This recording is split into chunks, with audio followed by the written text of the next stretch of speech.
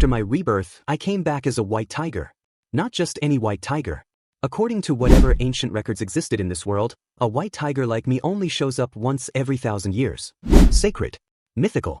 The kind of creature entire civilizations built stone temples for and wrote entire chapters about in texts that most people assumed were fiction. And all I wanted was a nap. Seriously. In my past life, I was the kind of person who survived purely on delivery food, afternoon naps, and the firm belief that doing less was always the smarter option. I had a plan. A beautiful, foolproof plan. Find the nearest zoo. Walk in. Get adopted. Spend the rest of my reborn life being fed on a schedule, sleeping whenever I wanted, and never once having to worry about a single thing. Simple, clean, perfect. So that is exactly what I did. The morning I showed up at Jinhua Wildlife Park, the entire staff stopped what they were doing. A full 280 kilograms of pure white fur, ice blue eyes, and an expression so completely unbothered it probably looked like a threat, standing at the front gate like I owned the place. Because in my head, I sort of did. The head zookeeper at the time, a tired man named Director Hao, stared at me from behind the gate for a full minute without blinking. He had been running this zoo for 22 years. He had handled black bears, clouded leopards, a famously bad-tempered camel, and one absolutely unhinged cassowary that nobody talked about anymore for reasons nobody explained. But a 280-kilogram white tiger walking up to his front gate on a Tuesday morning? First time. The young keeper beside him, a girl barely into her 20s named Yuna, had her notebook clutched against her chest so tight the pages were probably crumpled. She had just transferred to Jinhua 3 weeks ago, fresh out of her animal behavior program, ready to dedicate herself to the animals and change the world one enclosure at a time. She stared at me. I stared back. Then I yawned, showed every single one of my teeth, sat directly down in front of the gate, and waited. Director Hao quietly turned to Yuna and said, "Don't panic." Yuna said, "I'm not panicking." She was absolutely panicking. It took another 40 minutes before anyone figured out I wasn't there to eat anyone. I just sat through the whole thing. Patient. Unbothered. Watching the staff scramble behind their fence while I considered whether the patch of grass to my left looked soft enough for a post-arrival nap. It did. I took the nap. When I woke up, the enclosure door was open and there was a large tray of raw meat sitting just inside. I walked in, ate everything, found the biggest, flattest sleeping platform in the entire space, and went back to sleep. Director Hao stood outside the enclosure for a long time after that, watching me breathe. Where did it come from? Nobody knew. Has it eaten? The tray was spotless. Is it injured? Not visibly. He rubbed the back of his neck and said the one thing every person in authority says when they have absolutely no idea what is happening. We'll figure it out in the morning. They did not figure it out in the morning. The first problem arrived when Yuna was assigned as my keeper. She came in on day 2 holding a clipboard, a bucket of food, and the expression of someone mentally reciting every safety protocol they had ever memorized. She set the bucket down carefully, announced her name to me very professionally, like I was going to write it down somewhere. Then waited. I looked at the bucket. I looked at her. I looked at the bucket again. Then I walked over, picked the entire bucket up in my mouth, carried it to the other side of the enclosure, and began eating with my back to her. Yuna stood there for a moment. Then she wrote something on her clipboard, underlined it twice, and walked out. I had no idea what she wrote. But based on what happened next, I'm going to guess it was something like, "Does not acknowledge keeper." She came back an hour later with twice as much food and a slightly longer list. This went on for 3 days. By day 3, the rest of the staff had started placing quiet bets on whether Yuna would last the week. The older keepers had seen it before. New graduates came in full of theory and left full of humility. Animals had a way of doing that to people. But Yuna was stubborn in a way that genuinely surprised me. She did not cry. She did not complain to Director Hao. She showed up every single morning at exactly the same time, with exactly the same expression, set the food down, and watched me ignore her with what I can only describe as forensic attention. She was studying me. And I, very reluctantly, was starting to respect that. Not that I was going to show it. I had a reputation to maintain. By the end of the first week, word had spread across the city. A white tiger had appeared at Jinhua Wildlife Park. Not an albino. A true white tiger, faint silver stripes instead of black, ice-colored eyes, fur so dense and bright it looked like snow even under midday sun. Visitors started arriving in numbers the park had never seen. On the first big crowd day, the viewing area was packed from open to close. Phones everywhere. Faces pressed against the glass. I looked at all of them from across the enclosure, considered the situation, walked to the exact center of the viewing area's sightline, turned around completely, and went to sleep facing the opposite direction. The crowd outside went absolutely silent. Then someone at the back said, "Is it real?" Someone else said, "I think it's a display." A child said, "The display is breathing." I kept sleeping. On the other side of the glass, Yuna stood near the corner watching the crowd's reaction and tried very hard not to laugh. She did not succeed entirely. A very small, very quickly controlled sound that she immediately covered by clearing her throat and looking at her clipboard. I filed that away. Keeper Yuna thought I was funny. Interesting. The crowd came back the next day in even larger numbers. Word had spread faster than anyone at Jinhua expected. The white tiger who refused to turn around for anyone. That detail specifically, the fact that I had presented my back to an entire crowd and fallen asleep, seemed to be the part people could not leave alone. There is something about an animal with zero regard for an audience that pulls people in whether they admit it or not. I was aware of this. I was also aware that I could use it. On the second big crowd day, I spent the first hour doing exactly what I had done before. Back to the glass, flat on the sleeping platform, completely motionless. The crowd was pressed against the barrier in total silence, waiting. I gave them nothing. Then, at precisely the point where the energy in the viewing area was starting to tip from curious to restless, I got up. Very slowly, turned around, and looked directly into the crowd. The reaction was immediate. Not a scream or a shout, just a single unified intake of breath from about 200 people at once. I held the look for about 5 seconds. Then I walked to my water basin, drank, walked back to the platform, and turned my back on them again. The crowd spent the next 20 minutes talking about those 5 seconds. Yuna stood in the corner maintaining a professional expression. She failed again. I pretended not to notice. On day 8, something at the food station changed.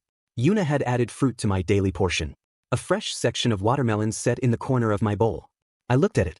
Looked at her. Ate it first. She was watching for a reaction. I gave her nothing. But she added it again the next day. And the day after. I kept eating it first every time. She kept adding it every day. We never discussed this. It simply became part of the routine. And the routine, I was starting to understand, was something Yuna built very deliberately. Every small consistent thing was a thread. She was doing it slowly and without announcement, and the result was that after 12 days I could hear her footsteps on the path outside the enclosure before the door opened, and I already knew exactly where she was going to stand when she came in. That was either impressive or concerning. Possibly both. What I did not expect was for a researcher to show up on day 9. Dr. Song arrived with a hard-sided equipment case, a stack of printed documents, and the energy of someone who had been trying to get somewhere for a very long time and had finally arrived. She was from the National Wildlife Research Institute. She had been tracking reports of unusual tiger sightings across the region for 2 full years. Bigger than standard. Co-patterns that did not match any classification. Eye color that should not exist in any known subspecies. She walked into Director Hao's office, put everything on his desk, and said, "The tiger in enclosure 7. I need to run tests."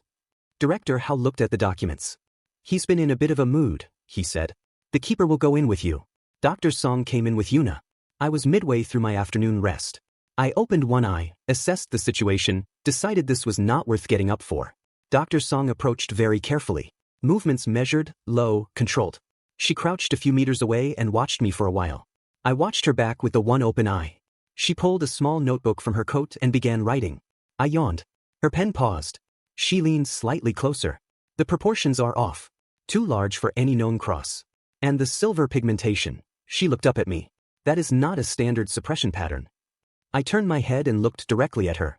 She held eye contact for about 4 seconds before the pen started moving again. Yuna stood near the wall watching all of this. Is something wrong with him? Not wrong, Dr. Song said. The opposite, actually. She requested a blood sample. I declined. Not verbally. Obviously. But when she approached with the needle, I simply stood up to my full height, looked down at her from the considerable altitude my current body provided, and waited. Dr. Song looked up at me. I looked back down at her. She said, "Director Hao told me you were moody."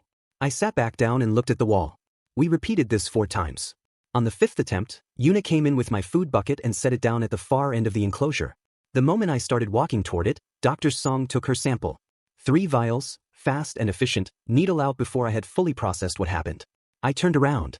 She already had the case sealed and was backing toward the door with the steady movement of someone who was not going to run but was absolutely thinking about it. I looked at Yuna. Yuna looked at the ceiling. I ate my food. The results came back 6 days later. I know this because I heard Director Hao and Dr. Song talking outside the enclosure while I was pretending to sleep. The blood work is clear, Dr. Song said. No hormonal abnormalities. No genetic markers for gigantism. Nothing that explains the size on paper. Director Hao was quiet. Then what explains it? Dr. Song paused. Nothing in current documentation. Which means the documentation is incomplete. She paused again. The ancient records describe a white tiger of exactly this appearance at intervals of roughly 1,000 years. The texts call it by who, not the compass symbol. The actual entity.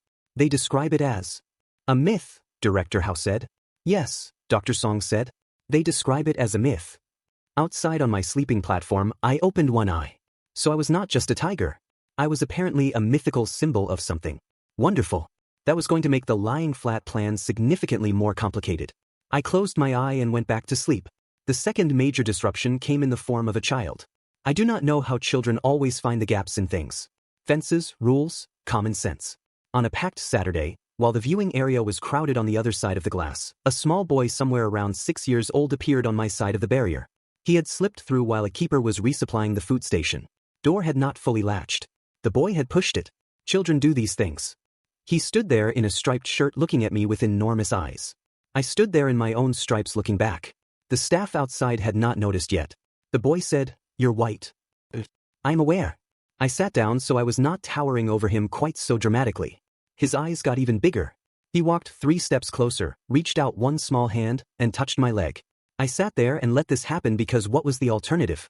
"You're soft," he said. The commotion started about 30 seconds later when his mother noticed where her child was. The sound that came out of her was remarkable. Yuna came through the service door in under a minute. She stopped when she saw the situation. The boy, now leaning against my front leg like I was a very large and unusually soft chair, looked up at her. I looked at her too. Yuna took one slow breath. Walked very calmly to the boy. Picked him up. Walked him back to the service door. Said something to him quietly on the way. He waved at me over her shoulder. I watched them go. When Yuna came back in, just the two of us, she stood in the middle of the enclosure for a long moment. Then she said, "Thank you." I looked at the wall. She said, "I mean it." I yawned. She put an extra portion of meat in my bowl without being asked. I ate it. We did not need to make a bigger thing out of it than it was. But something shifted after that. Not dramatically. Just slightly. The way things shift when two parties silently agree that a line exists and neither of them has crossed it. Yuna started talking to me more. Not in the loud, overly cheerful tone that some keepers use on animals like they are hard of hearing or slightly dim. She talked normally. About her day. About what she was noting in her observations. About the fact that the camel 2 enclosures over had bitten Director Hao on the sleeve during feeding and Director Hao had pretended the whole thing never happened. I listened. I did not respond. Obviously. I was a tiger. But I listened. On day 14, Director Hao brought in a veterinarian for a general health check. The vet was named Dr. Peng. 50s, experienced, the calm professionalism of someone who had conducted examinations on every category of large animal over a long career. He took one look at me and said, "He's larger than the documentation." Director Hao said, "We're aware." Dr. Peng approached with his equipment case. I watched him come. When he got close enough to begin, I opened my jaw very deliberately. Dr. Peng stopped. He looked at the teeth. He said to Director Hao, "Is he yawning or is this a warning?" Director Hao looked at Yuna. Yuna looked at me. "He's yawning," she said. "Probably." Dr. Peng performed the examination with the speed of someone who had re-evaluated their career choices mid-procedure and was trying to finish before they completed the evaluation. He was thorough despite this. Checked everything on his list. Wrote a full report. The report conclusion was, physically healthy, weight higher than anything in his 20 years of practice, no abnormalities identified. He packed his case, stood up, looked at me one more time and said, "That is the most relaxed animal I have ever examined. It did not move once." Yuna said, "He doesn't really move unless he wants to." Dr. Peng said, "That is either very good or very unusual." He left quickly after that. I went back to sleep. The midnight situation started on day 18. The new lock was a good one. Electronic keypad outside, handle release inside. Standard for large carnivore enclosures. The logic being that an animal could not read a number sequence. The logic was not entirely wrong. But a handle release on the inside was just a lever. And levers are not complicated. I watched Yuna use it exactly once, noted the motion, and tested it at 2 a.m. on a Tuesday when the security rotation had a 12-minute gap. The door opened. I stood in the open doorway for a moment. The zoo at night was a completely different place. Quiet in a way the daytime never was. The ambient sounds of the city existed somewhere beyond the perimeter, but they were distant, softened. Inside the park, just the animals, wind, the low hum of ambient lighting. I walked. Not with any particular destination. Just the pleasure of moving in a space larger than an enclosure, at whatever speed I wanted, stopping when I wanted. I checked on the neighboring sections. The snow leopards were asleep. The clouded leopards were awake and watched me pass with the professional respect that comes from recognizing a size differential. The red pandas did not notice me at all. I found a patch of grass near the northern boundary that was softer than anything in my enclosure. I stayed there for a while out of pure principle. Checked the perimeter. Found the staff drinking fountain near the break room. Drank from it. Went back inside before the security rotation resumed. This became a routine. I was careful. No obvious prints on cleaned floors. No fur on fences. Nothing visibly disturbed. And then Yuna arrived one morning and stopped in the doorway and looked at the faint crescent impressions in the soil of the outdoor activity zone. She looked at them for a long time. Then she looked at me. I was eating breakfast with complete innocence. She said nothing. I said nothing. But she had the outdoor soil replaced with compressed gravel the next day and started arriving 40 minutes earlier. She never mentioned the footprints. I never mentioned the drinking fountain. This is what a functional working relationship looks like. The transfer notice came on day 25. Not permanent. A temporary loan to the Nanshan Open Safari about 3 hours southeast. Hundreds of hectares of natural terrain. Dr. Song had requested the relocation for a 3-month behavioral observation period. Yuna read the notice at her desk with an expression I could see from my sleeping platform. She did not look happy. Director Hao told her it was standard and that she would be accompanying me throughout. Her expression shifted slightly. Still not happy, but differently unhappy. I was not consulted. Nobody consults the tiger. The morning of the transfer, I was loaded into a reinforced transport vehicle that was more comfortable than I expected. Climate-controlled. Thick padded base. Full food supply. I ate everything in the first 30 minutes and slept the rest of the way. When the doors opened at Nanshan Safari, the first thing I registered was the smell. Not the contained, managed smell of a zoo. Something broader. Grass and rain-softened earth and the distant scent of open savanna sections. Mixed fauna. Wind off hills. The kind of smell that does something to the instinctive part of a tiger's brain that no daily enclosure can replicate. I stood in the open transport bay and breathed it in. Then I stepped out. The safari's lead ranger, a man named Marcus, was standing 20 meters away on the other side of a temporary holding fence. He had been briefed on me. He had the stance of someone who had worked with large predators for years and understood exactly what that meant. He was also, visibly, not entirely prepared for the actual reality of me. I heard him say something to the keeper beside him. The keeper said, the documents listed 280 kilograms. Marcus said, those documents are wrong. I was now closer to 310. He took a breath, straightened his jacket, and walked to the fence. All right, let's get the observation sequence started. Professional. I could work with professional. What I could not work with was the terrain. Nanshan's predator area was 300 hectares of varied natural landscape, multiple water sources, natural shelter, and absolutely zero comfortable sleeping platforms. I stood in the middle of this enormous open space on the first morning and looked at the grass. The grass looked back.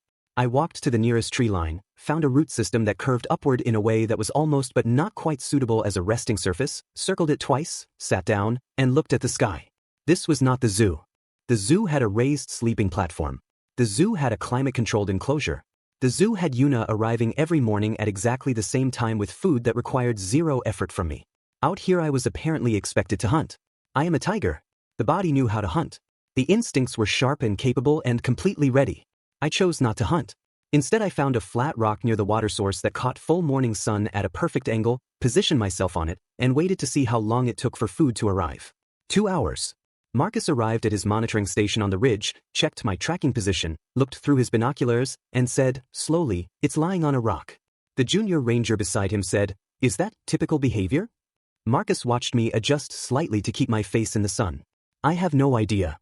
He brought food himself. Set it 50 meters out. Retreated to a safe observing distance. I looked at the food from my rock. I looked at Marcus. I got up, walked to the food, ate it, walked back to my rock. Marcus wrote something in his observation log. This happened for 4 days. On day 5, Marcus came a little closer to the drop-off point than usual. Not threatening. Just closer. Taking notes on movement patterns the way Dr. Song had asked. I ate. He watched. Day 6, closer again. Day 7, he was 12 meters from where I was eating. I looked up.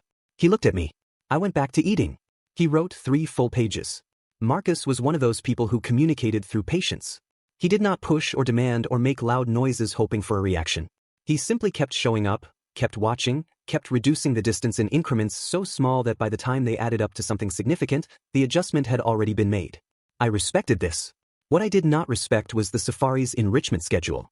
It arrived on a clipboard on day 8 and included things like sense station rotation and novel object introduction, and something described as aerial mobility challenge structure that turned out to be a series of elevated platforms connected by what I can only describe as a very enthusiastic interpretation of what tigers do for fun. I looked at the clipboard attached to the fence post with great optimism. I looked at the structure assembled in the north quadrant of my territory. I turned around. The junior ranger, a young man named Wei, said from a safe distance, "The structure is designed to encourage." I walked back to my rock. Wei updated his clipboard. Yuna arrived at the safari on day 3 of my adjustment period. She finished the transfer paperwork at Jinhua, drove down, walked into the monitoring station, and looked at the tracking data. "He's on the rock again," she said. Marcus said, "He's been on the rock since day 1. Yuna said, "That's his rock now." Marcus said, "That's my observation." They watched me from the hill. Yuna said, "Did he eat?" Marcus said, "Everything. Every time." She nodded. "Good." Marcus paused. "He ignored the enrichment structure." Yuna said, "He ignores enrichment structures." Marcus wrote something. He also, Yuna added, ignored the scent stations and the novel object Wei left at the north boundary. Marcus looked at the tracking feed, then at me on the rock, then back at the feed. "How do you know about Wei?" Yuna looked at the GPS log. The position data shows he spent 12 minutes near the north boundary yesterday morning. Long enough to look at the thing and leave. Marcus sat with that for a moment. 12 minutes. "He was curious," Yuna said. "He just doesn't want anyone to know he was curious." I heard all of this from my rock. I was not curious. I was checking the perimeter. Those are two completely different things. The other residents of the safari were a complication I had not fully anticipated. Nanshan also housed a lion section and a spotted hyena zone, separated by natural terrain barriers and reinforced boundary fencing. In normal circumstances, these zones operated independently without issues. The circumstances became less normal on day 12. I had been doing my afternoon circuit when I came around a section of tall grass and found myself at the boundary fence separating my zone from the lion territory. On the other side, looking back at me, was a very large male lion. About 220 kilograms. Substantial mane. Used to being the largest, most significant presence in his zone. He looked at me. I looked at him. He made a sound. The beginning of a territorial statement. The kind of roar meant to be the largest thing in the surrounding area for a considerable distance. I let him finish. Then I sat down very slowly, in full view, and yawned. My yawn involved considerably more teeth than his entire territorial declaration. The lion stopped making sounds. We looked at each other for another minute. Then he turned and walked back into the interior of his zone. Very calmly. At his own pace. Not running. Lions do not run from anything. He just suddenly needed to be somewhere else. Marcus noted this from the ridge. He put his pen down and stared at his notebook for a while. The hyena situation was briefer. A group of 4 had positioned too close to my side of the boundary while I was doing my circuit. Lots of noise, lots of movement, the calculated posturing designed to unsettle. I stopped walking. I tilted my head. I looked at all 4 of them with the kind of steady, unhurried attention that communicates, without any ambiguity, that the entity doing the looking does not experience anything that could be called unsettled. The hyenas lasted about 9 seconds before they found somewhere else to be. Yuna, watching from the monitoring station, said quietly to Marcus, "He does that at the zoo too." Marcus said, "Does it work there?" She said, "Always." On day 18 at the safari, Dr. Song arrived again. She had new documents. More of them. She spread them across the monitoring station table and stood over them with the energy of someone running on a discovery they had not yet fully figured out what to do with. "The genetic markers in the blood samples," she said, "don't match any subspecies in current classification. Not even distantly related historical populations." Marcus leaned over the table. "What do they match?" Dr. Song pointed to one printout. Specimen records from the National History Archive. Preserved tissue from approximately 1,000 years ago. She paused. "The match is nearly complete." The monitoring station went very quiet. Yuna was looking at me through the observation window. I was on my rock. Eyes closed. She said, "What does that mean?" Dr. Song said, "It means the old texts were not being metaphorical." Outside on my rock, I opened one eye. Somewhere in the distance a bird was making a great deal of noise about absolutely nothing. I closed the eye. This was all very interesting information that changed nothing about my plans for the afternoon, which were to stay on this rock until the temperature dropped and then go find something to eat.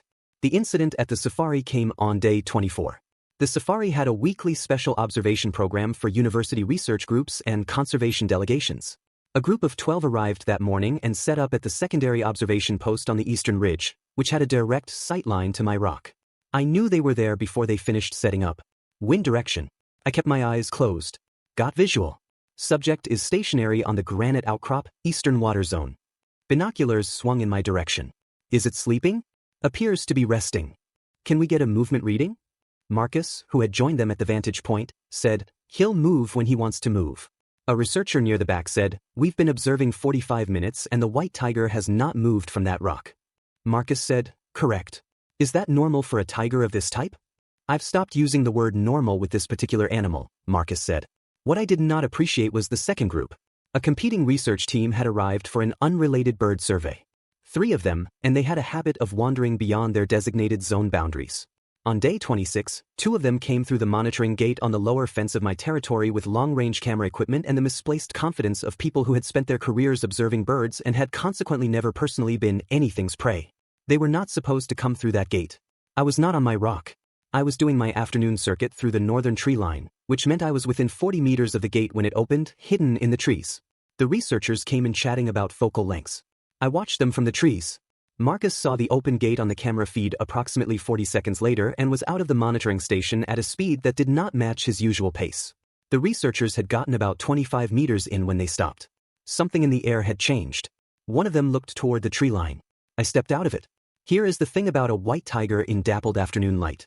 The silver stripes against the white fur make the entire silhouette look slightly unreal, like something superimposed onto the scenery. The ice blue eyes in that specific light are particularly effective. Both researchers stood completely still. I sat down. I was not going to do anything to them. That was never the plan. But they did not know that, and I was not feeling inclined to reassure them quickly. I tilted my head slightly and looked at them with the same sustained attention I had used on the hyenas. One of them made a sound. Not words. Just a sound. Marcus arrived at the gate, assessed the situation in 1 second, and went very still at the fence line. He knew coming in at speed would escalate. Walk backward, he said quietly. Slowly. Don't turn around. They started moving backward. I watched them go. When they were back through the gate and Marcus had it secured, I stood up, stretched to my full length in the afternoon light, and walked back into the tree line. From the monitoring station, Yuna watched this sequence of events from beginning to end. She put her radio down, then picked it up. Marcus, is everyone okay? Marcus was still breathing harder than usual. Everyone's fine. He just sat there. I know, Yuna said. He does that. The pause. He seemed to enjoy it, Marcus said. Yes, Yuna said. He does that too. The transfer to old Master Chen's estate happened on day 31. I did not see it coming. The request came through Dr. Song, which meant it originated somewhere above Dr. Song. I gathered this from how Director Hao's tone changed when he received the call, and from the fact that Marcus spent 2 hours on his phone the evening before and came out looking like someone who had just been told something significant and was still working out how to file it. Yuna, when informed, said, why? Nobody gave her a satisfying answer. Old Master Chen was a name that apparently opened gates immediately wherever it was mentioned. Chen Guizheng, former government minister, current private conservationist, owner of, among various properties, a 14,000-hectare private estate in the hill country 6 hours west. The estate had functioned as an unofficial wildlife sanctuary for decades, managed land, natural water, hands-off conservation practice going back generations. He had requested my temporary presence for what the official documentation described as private observation and consultation. I was not consulted. The drive to Chen Estate took most of a day. Mountain roads in the later stages, the vehicle climbing through increasingly dramatic landscape as the afternoon went on. I watched the terrain change through the ventilation slats. From flat safari grassland to forested hills to the elevated terrain of the mountains, the air getting cooler and cleaner with altitude. The estate gate was not what I expected. No sign. No marker. Just a break in the tree line and a stone path leading upward, and at the top of the path a man in a plain gray suit standing with his hands clasped. He watched the transport vehicle approach without moving until we stopped. Then he walked to the driver's window and said, simply, "The master is waiting." The estate itself took another 20 minutes of driving through managed forest to reach. Private road, well maintained, the trees on either side old and dense. The kind of growth that takes centuries. When the compound finally appeared through the trees, I looked at it through the slats. Stone construction, multiple buildings connected by covered walkways, a central garden with the settled quality of a place tended for a very long time. Beyond the main compound, the land rolled outward toward the hills in a broad open sweep. No visible fences. That was interesting. Yuna climbed out and stood looking at the compound with the narrowed eyes and still posture of someone filing observations before deciding how to react. Marcus had come too. He stood beside Yuna and said, "Nobody told me it was going to be this large." A young woman came out of the main building as the transport unit was being set up. She moved quickly, practical shoes, hair pulled back, a tablet in one arm, the expression of someone managing several things simultaneously and fully in control of all of them. "Keeper Yuna? My grandfather has been expecting you." A brief pause as she looked at the transport unit. "And the tiger?" Yuna said, "Thank you. Can I ask?" "The master will explain everything," May said. Not dismissive. Just efficient. "First we get the tiger settled." I approved of this priority. The space they had prepared for me was extraordinary. Not an enclosure. A natural terrain area at the base of the first hill slope, bordered on two sides by a low stone wall that read more as a boundary marker than containment, and on the other sides by dense forest. A natural water source. A flat granite formation that received full southern sun from morning through afternoon. Large trees with root systems that could serve as excellent resting positions. A covered feeding station at the boundary edge with a sleeping platform, actual padding, and the kind of stillness that only exists at genuine distance from human noise. I stood in the middle of it and breathed. This was not the zoo. This was not the safari. This was something else entirely. I walked to the flat granite first. Tested it. Turned around twice. Sat down. This would do. May stood at the boundary wall watching me settle. Yuna stood beside her. May said quietly, "He looks comfortable." Yuna said, "He always looks comfortable. That's his default." "What does he look like when he's not comfortable?" Yuna thought about it. "About the same, but he eats faster." May looked at the supply notes on her tablet. "Is there anything specific he needs?" Yuna said, "He needs to feel like decisions are being made near him but not about him. And if he starts watching you too steadily, step back slowly." May wrote something in her tablet. "Also," Yuna added, "don't make sudden sounds near his sleeping area. And if he gives you something, food, an object, just accept it. He's trying to communicate." May looked up. "He gives people things?" "Usually fruit," Yuna said. "It's his version of saying everything is fine." I heard all of this from the granite. I was not looking at them, but I heard it. Everything is fine. I supposed it was. Old Master Chin came to see me that evening. He came alone. No staff, no documentation. Just an old man in a plain dark jacket walking down the slope from the main compound with the unhurried pace of someone who had been walking these grounds for the majority of their life and knew every tree. He was smaller than his reputation had prepared me for.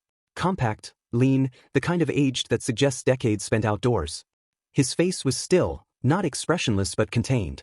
Eyes that had the quality of having looked at a great many things and categorized most of them accurately. He stopped at the boundary wall. I was on the granite. I had been watching him approach since he cleared the tree line. He looked at me. I looked at him. Then, without any preamble, he bowed. Not deeply. Not the performed bow of ceremony. A deliberate, sustained incline of the head. The kind of acknowledgement that means something specific. I stared at him. He straightened. "I know you don't remember," he said, "but my grandfather met your predecessor. About 112 years ago. On this property." I kept looking at him. My grandfather described it as the most significant event of his life. He looked out across the estate behind me. He said the tiger spent 3 days here. Ate everything they put out. Slept most of the time. Wandered the hills at night. The pause. Caused no trouble whatsoever. Something I was not going to examine too closely shifted in my chest. "I've been watching for the signs for 30 years, Old Master Chin said. When Dr. Song's report came through, I made the call the same morning." He looked back at me. 3 months. That's all I'm asking. You can have this space. You'll be fed well. You can go wherever you want on the estate at night. I won't stop you. No tests. No documentation. Just," he searched for the word, "presence." I tilted my head slightly. My grandfather believed the white tiger brought something to the land when it came. He called it a settling. He wrote that the animals were calmer, the water came more reliably from the hills, the land felt different for 7 years after. He paused. "I don't know if that's true. I'm a practical man. I don't believe most of what gets attached to old stories." Another pause. "But I believe what my grandfather described seeing. And I've kept this land for 50 years hoping it would happen again." He bowed once more, slightly. "I'll leave you to your evening." Then he turned and walked back up the slope, hands behind his back, at exactly the same unhurried pace. I watched him until the trees took him. Then I sat on my granite for a very long time looking at the sky as the last of the light left. Old Master Chin. Practical man. 50 years of waiting. I got up, walked to the feeding station. Walked back to the granite. Lay down. Looked at the stars. Yuna found me there in the morning. She came down from the guest quarters before the sun was fully up, walked to the boundary wall, and found me already awake watching the eastern ridge go gold. She stood at the wall for a moment. Then she sat on the top of it and said nothing. I kept watching the ridge. After a while she said, different from the zoo. Better. I thought about this for longer than was probably necessary. The zoo had structure. The zoo had Yuna arriving at predictable times with predictable food and the comfortable certainty of a managed routine. The zoo was what I had planned for when I came back in this body. Straightforward. Controlled. This was none of those things. This was open and quiet and old in a way the zoo would never be, and there was something in the quality of the air at this altitude, in the way the light came over the eastern ridge in the first hour of morning, that did something complicated and unasked for to whatever part of me was still human. I did not answer her. She seemed to understand anyway. I'll go get the food, she said, and got up from the wall. The estate staff of about 20 all knew I was here. Within 48 hours most of them had found some reason to walk past my boundary area and look. I let them look. The groundskeeper whose route took her past my territory every morning was a woman named Aunt Fun. She had the specific energy of a person who did not make a fuss about anything. First morning, she glanced at me as she walked past, nodded once like she was acknowledging a neighbor, and kept moving. I watched her go. She came back past in the afternoon. Same nod. Third morning, she stopped at the wall on her way through and set down a small clay bowl of fresh fruit. She said, without preamble, Master Chen told me you like watermelon. She walked on. I ate the watermelon. By the end of the first week, Antfin had graduated to stopping for 5 minutes on her morning pass to report on what the weather was going to do and whether the upper creek had been running well. Not asking. Just reporting. The way you would update anyone you passed regularly in a shared space.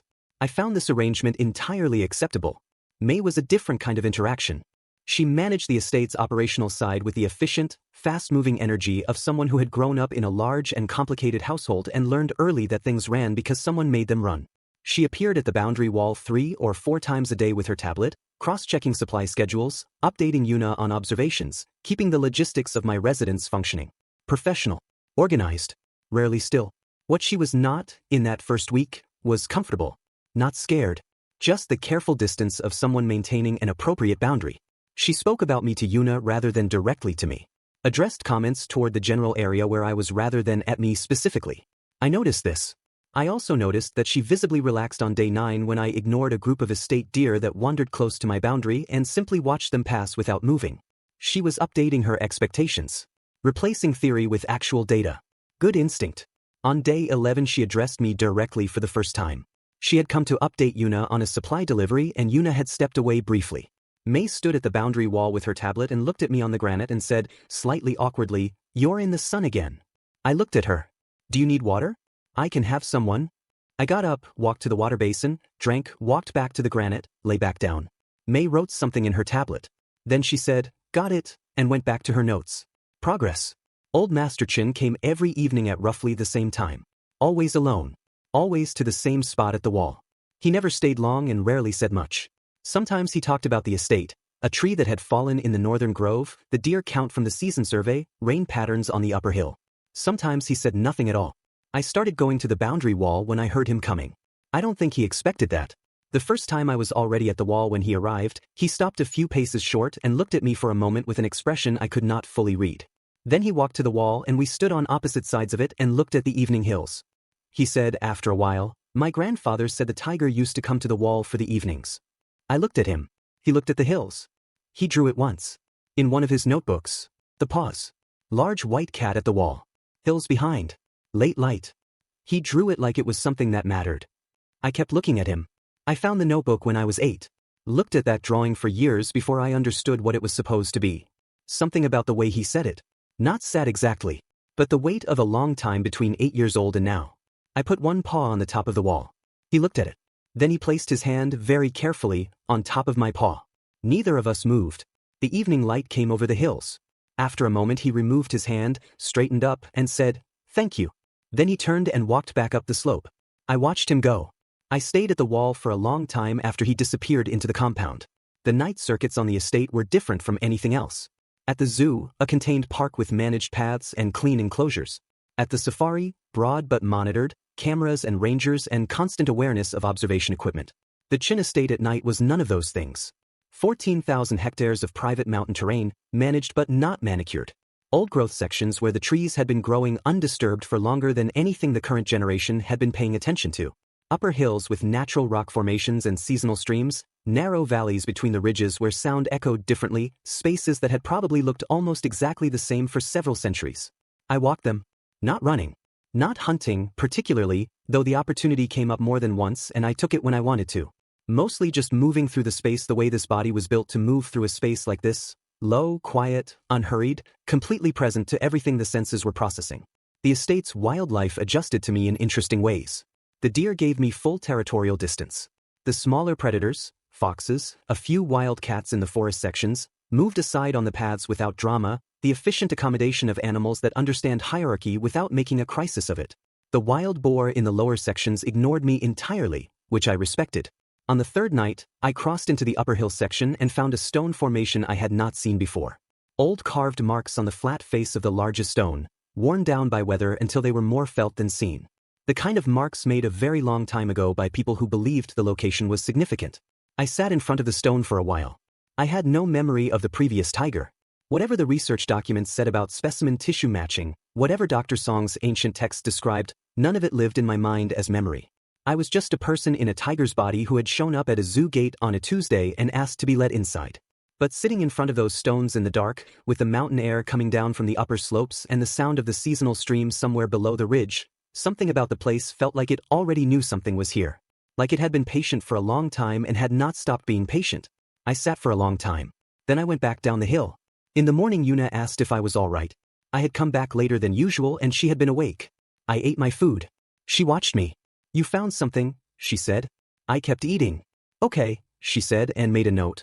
On day 20 at the estate, a vehicle arrived that was not the estate's usual supply run. Dark, official-looking, city plates. 3 people got out, 2 men whose entire bearing said security, and a third man in his 40s, sharply dressed, with the manner of someone who moved through the world expecting things to happen in the order he wanted. I watched from the granite. May came out of the main compound with the expression of someone who had not been told about this visit and was not pleased about that. She met them at the vehicle. Some kind of exchange. Her posture changed, not much, but enough. She went inside. Came back out with old Master Chin. The conversation happened across the compound courtyard, too far for me to hear clearly. But I could read the shape of it. The suited man was speaking most. Old Master Chin was listening. May was very still beside her grandfather. The suited man gestured in my direction at one point. Old Master Chin said something. The suited man said more. Old Master Chin said something shorter. The suited man's posture changed. Then Old Master Chin turned and walked back inside. May stayed a moment, said something final to the suited man, and followed her grandfather. I did not look away. He looked away first. The vehicles left 20 minutes later. That evening, Old Master Chin came to the wall earlier than usual. He stood looking at the estate land and then said, "There are people who believe having a bai-hu on the land conveys advantages. Political, financial. They want to be seen in association with it." He was quiet. I told him this land is private. I put my paw on the wall. He looked at it. "He'll come back," he said. "People like that always do." The pause. "But he won't get past the gate." I believed him. The answer arrived 9 days later. Not the same suited man. A different approach, a woman this time, arriving not through the main gate but through the upper forest path that connected the estate's northern corner to a public hiking trail. She came in the late afternoon, moving quietly, dressed for hiking with equipment that went considerably beyond what hikers needed. She had a case. I was in the upper forest section when she crossed the boundary. I followed from a distance, staying in the trees. She was moving toward the stone formation with the carved marks. She had a map. She knew exactly where she was going. She reached the stones. Set the case down. Opened it. I stepped out of the tree line. She heard something, a change in the air quality, and turned. I was 12 meters away.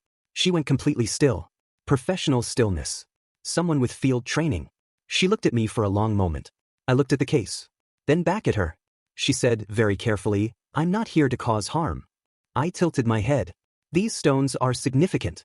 I'm with the Cultural Archive. Documentation purposes." I kept looking at the case. She looked at it. Back at me. I should have requested formal access. The estate is private. I overstepped. She picked the case back up. "I'll go." She did not run. She turned and walked back the way she had come, steady pace, not looking back. I followed her to the boundary. She climbed over. She looked back once from the other side.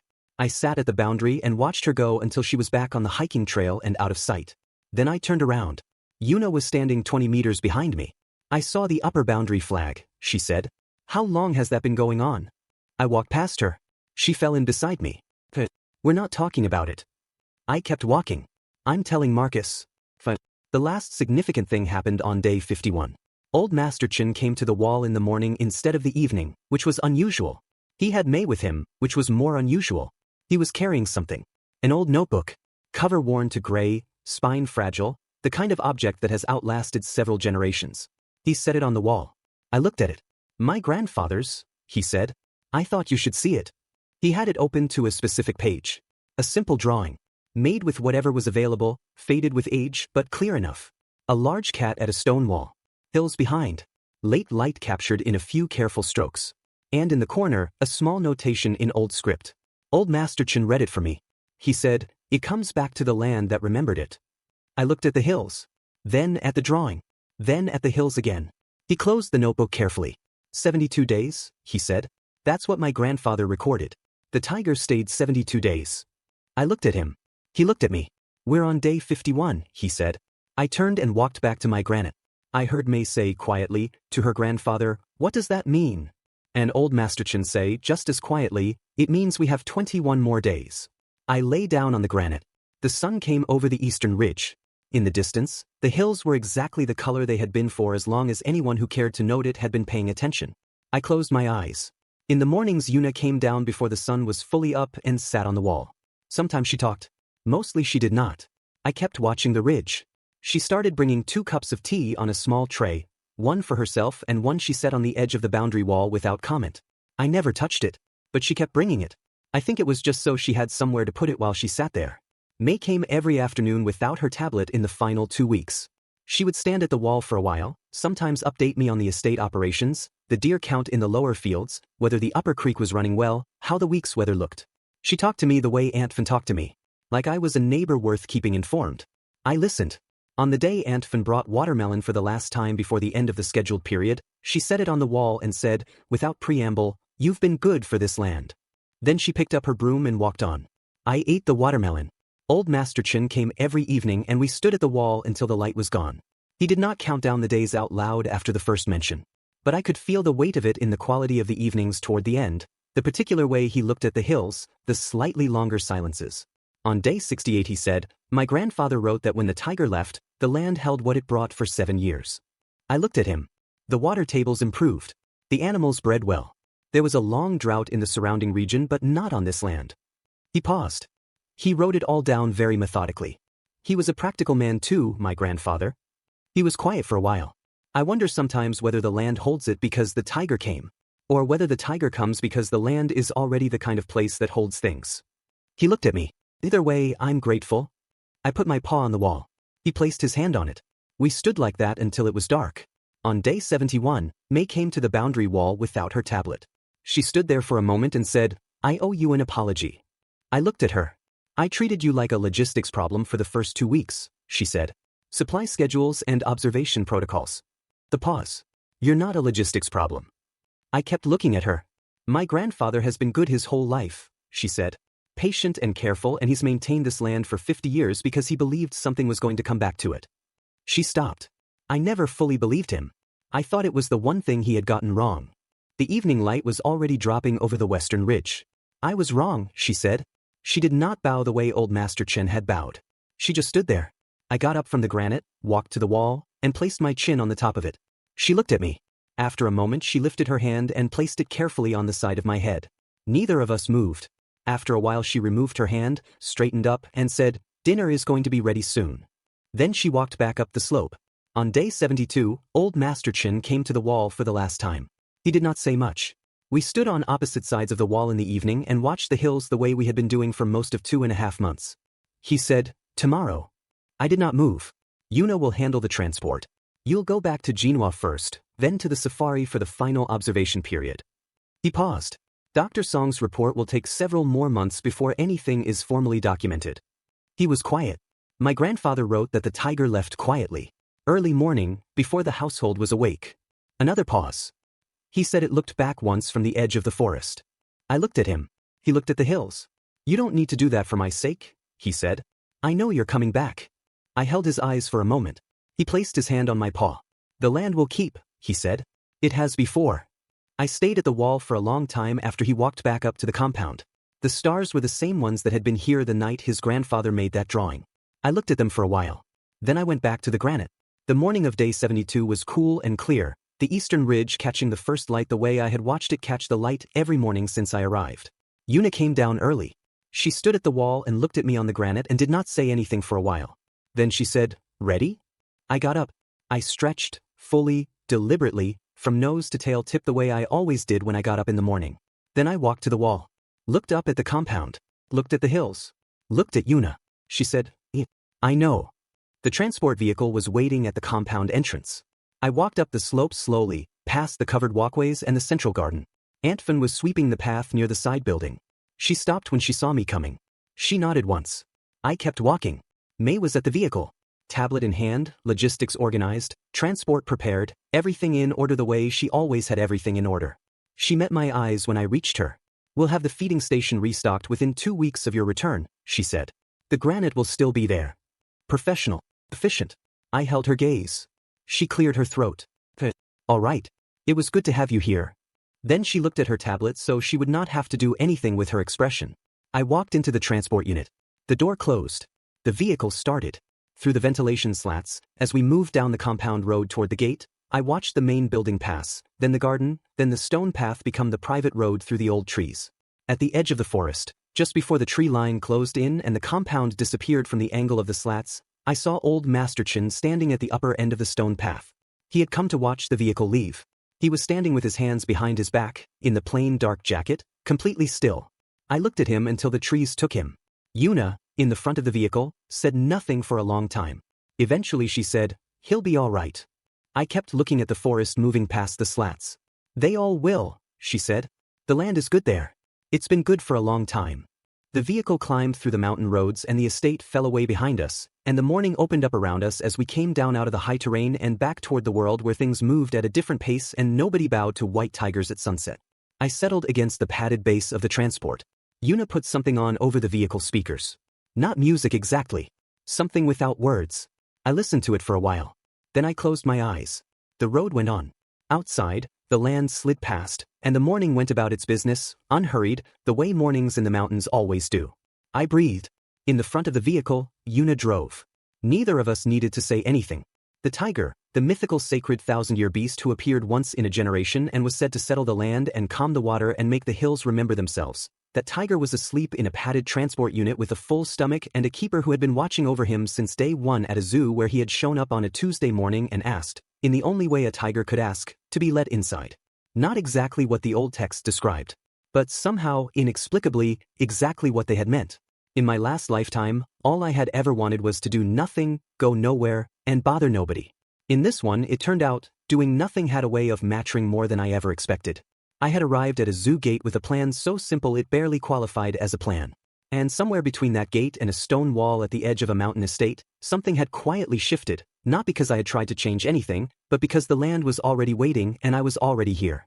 The road curved downward through the foothills. Far behind us, above the tree line, the Chin Estate hills would be catching the late morning light right now. Antfin would be on her second sweep of the outer courtyard path. May would be at her desk with her tablet, everything in order. Old Master Chen would be in the central garden the way he was on quiet mornings, standing very still with his hands behind his back, looking at the hills. And the flat granite slab near the eastern water source would be sitting in full sun, empty and warm, waiting for no one in particular. Just keeping. Just holding. Just being the kind of place that remembers. I turned over once in the padded transport and found a better angle. Closed my eyes. Went back to sleep.